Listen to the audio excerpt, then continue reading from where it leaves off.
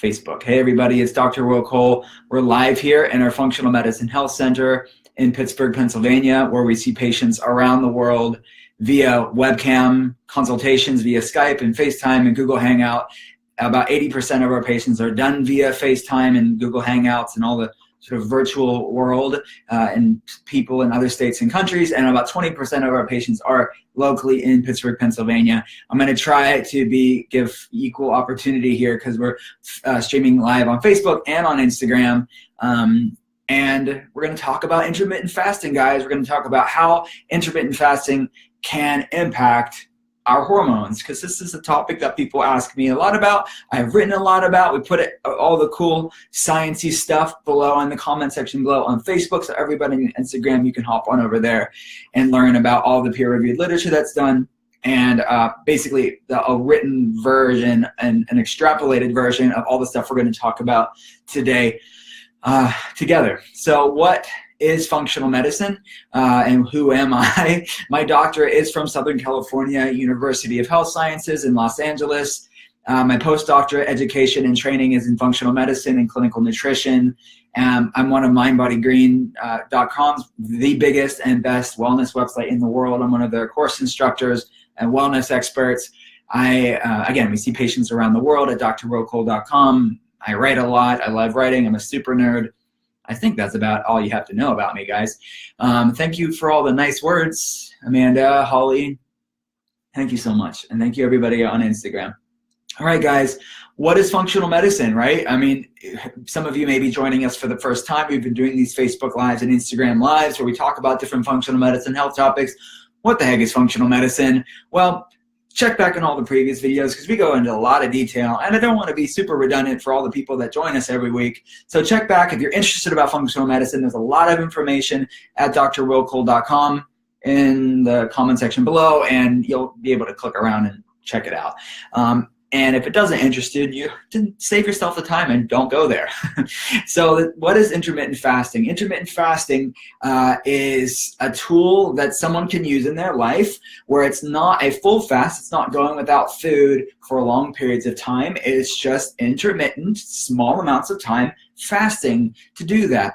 Why would anybody want to avoid food for a period of time? That sounds like torture, right? It's countercultural. It is like the antithesis of the American way, which we like to be well-fed. It's antithesis of Western culture at large. For those of you not in the United States, you're pretty much the same as us. We like to eat. So avoiding food seems like insanity, but it's a tool that you can use, and a lot of people can use in their life to optimize their health. But one size doesn't fit all. And what works for one person may not be right for you. So we don't want to make blanket statements about anything. We want to know what's relevant to the individual. And that's really what functional medicine, I feel, excels at, and at least we really try to excel at for every person that is in care. All right. So intermittent fasting, there's lots of ways to do intermittent fasting. I'll give you the top ways to do intermittent fasting at the end of this video. But for now, how does intermittent fasting, what does it do to our hormones? Well, we don't want to lump all hormones together and say, well, it's a blanket statement against all hormones or for all hormones, because your body is synergistic, it's complicated, it's not an easy answer. Number one, let's talk about female hormones, because a lot of people that want to try intermittent fasting, most of our patients are women, so we want to know, how does intermittent fasting impact estrogen and progesterone? Well, the brain communicates with your endocrine system through a series of different channels. One of them is called the hypothalamic pituitary ovarian axis in women and testicular axis in men. And it's the brain telling the ovaries or the testicles, hey, this is what you're supposed to do, to secrete this hormone to do its job. And what researchers are finding is that intermittent fasting, or going without food, caloric restriction, can make an impact on this HPO axis, this brain ovarian axis. And for some people, it's fine, but for some people, this can really mess up their hormones if it's done too aggressively. So, because women have more of a protein called kisspeptin. It is encoded by the KISS1 gene, and it's basically, it has to do with our reproduction, and women have more of kisspeptin. And what researchers are finding is that this higher kisspeptin level makes women more sensitive to fasting. So if a woman is doing intermittent fasting too aggressively for her body, maybe she already has hormonal imbalances, maybe she is more hormonally sensitive, or it's a more of a tender part of her physiology. Pushing too much with something like intermittent fasting, even with the best of intentions, can throw off and perpetuate or maybe aggravate that hormonal imbalance because of that higher kisspeptin level and maybe other things that is going on in her health. So this can mess up a woman's cycle. This can have her skip cycles. It can have more aggressive periods. So this is something to consider. Does this mean that you should do no intermittent fasting if you're a woman? No, it's about finding the right threshold for you. And for some people, they don't do really well on high amounts of intermittent fasting. Maybe they have to do some of the beginner stages, the beginner forms of intermittent fasting that I'm going to talk about in a little bit. The second hormone I want to talk about is cortisol. So adrenal fatigue is really a brain-based issue. It's the hypothalamic pituitary adrenal axis, or the HPA axis. And something that we look at in functional medicine is this cortisol awakening. It's basically 30 minutes after you awake to 60 minutes after you wake. It's measuring these hormones and seeing how your body's HPA axis or cortisol rhythm is at play. Higher levels are linked to depression. They're linked to someone being stressed, like psychological stress. They're having poor stress management tools in their life, or they're just going through a stressful time in their life.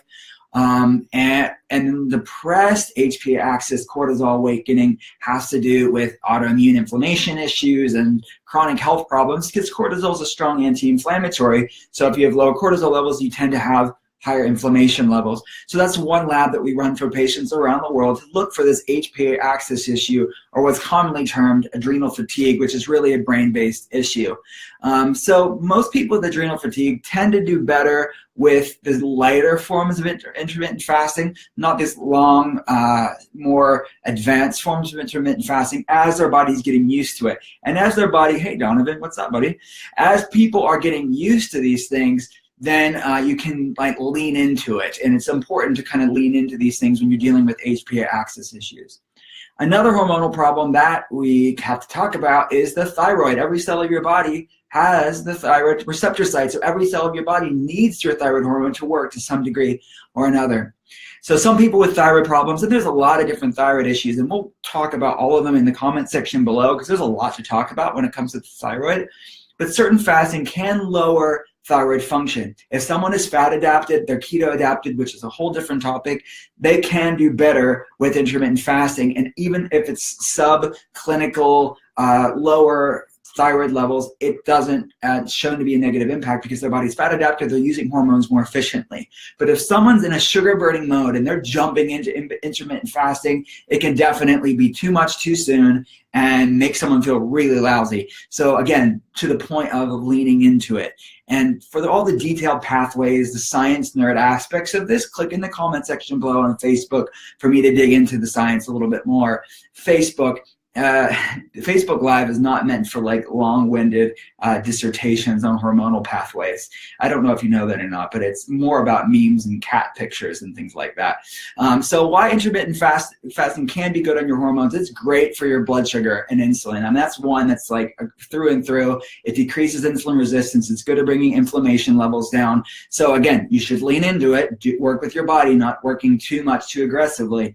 But blood sugar balance, when someone's decreasing inflammation, this intermittent fasting can be a good tool. Obviously, if you're taking insulin or a secretagogue drug, like a diabetic drug, you want to talk to your doctor, because if you're taking a medication that's lowering your blood sugar, you don't want to be fasting and taking that same amount of medication. So talk to your doctor if you're having really extreme blood sugars with a lot of medications. But it definitely is a tool as somebody is getting their health in order to start increasing insulin sensitivity, which is the main issue that we're talking about with type 2 diabetes. This is not the same as type 1 diabetes, which is insulin deficiency. It's an autoimmune disease. It's different. Even type 1 diabetics can do shorter amounts of intermittent fasting. A colleague and friend of mine, orthopedic surgeon Dr. Carrie Diolis in Ohio, does intermittent fasting. She's type 1 diabetic. We have lots of patients that do it as well. But I definitely would work with a functional medicine doctor who knows what they're talking about. All right, so it also can help other hormones like ghrelin, like your hormone hunger. Intermittent fasting can be good with this too. It can just improve this hormonal sensitivity. It can help with your neurotransmitter function. So there's a lot of good implications here from a hormonal and neurotransmitter impact that intermittent fasting can have on your body. All right, so Instagram just went out, guys. My phone died. I knew it was going to happen, but we can keep moving on Facebook. So what are ways to do intermittent fasting? Don't tell Instagram this, guys, on Facebook, but you guys made it, and they pooped out on us. I don't know. They'll have to hop over here to talk to us. Okay, so let's go over the beginning ways to do intermittent fasting. Number one would be the 8 to 6 window plan. This is a super easy beginner way to do intermittent fasting, like super easy, guys. This just means you eat between 8 a.m. to 6 p.m. Super simple. Most people should be doing that anyways and not eating too late. Very easy. So all that means is don't have late night snacks and don't wake up super early and eat. Which many people aren't doing. It's mainly the late night snacking that is mitigated through the 8 to 6 plan intermittent fasting option. The second beginner option that I want to talk about in regards to intermittent fasting is the 12 to 6 window plan. This is, as you guessed it, eating between 12 p.m. and 6 p.m. A little bit harder, still in the beginner ways to do intermittent fasting. The next way, I would say, is a more of an intermediate way of intermittent fasting is the modified 2-day plan. So this is eating for 5 consecutive days, like normal, eating clean, eating healthy, not eating junk food and then do intermittent fasting. It's kind of defeating the purpose. You can't sort of fast your way out of a poor diet if you're doing it the other days. So eat clean, but these other 2 days, you're going to intermittent fast. That's one way to do it. And another intermediate way is doing the 5-2 plan day. So kind of the same thing, but you're basically picking 2 days and either doing them consecutive or non-consecutive days within your week. And then I'd say the more advanced way of intermittent fasting is doing every other day intermittent fasting. So you're eating one day, eating clean one day, and then the next day you're fasting. The next day you're eating, the next day you're fasting. So can you do one of these or all of these? You can do a mixture of these depending on your schedule, how you're feeling, how you want to play around with it. Obviously, if you're dealing with a health problem, I would talk to your doctor about this. Many people's conventional doctor will be like, what the heck? This isn't a medication. Why are you talking to me about this? But maybe dig in a little bit more and say, hey, I want to talk about this. What do you think this could do? Like, show them the medical literature in the comment section below. Have an open and honest conversation. I mean, they're your healthcare provider. They should be open to this, even if they don't know a lot about it at the beginning. Education is good for everybody, right? All right, guys. So we lost our friends on Instagram. It was a good try, though. My phone died. I couldn't do anything about it. But for more information about functional medicine, you can click in the comment section below at drwillcole.com. I have a lot of people are saying some pretty awesome stuff. Basically, I think they're journeys of intermittent fasting. Thank you guys for saying that. Thank you, Shalyn. Thank you, Patricia. Thank you, Deborah. Thank you, Darlene. Thank you, everybody that's saying all that good stuff. Cool. And for those of you that aren't watching this live, you can still put in the comment section below. And even the people that are commenting right now, we'll go through and answer the questions that can be answered. It's not just telling you your story. But I really do appreciate all your comments. Thank you guys for the kind words. And if you have questions about intermittent fasting or health or wellness or functional medicine, click the whatever way you're seeing this. Comment, and we'll answer you guys throughout the weeks that we see this on Facebook. All right, guys. Thanks, Deborah. All right, everybody. Have a good day, and we will see you next time on Facebook. Bye.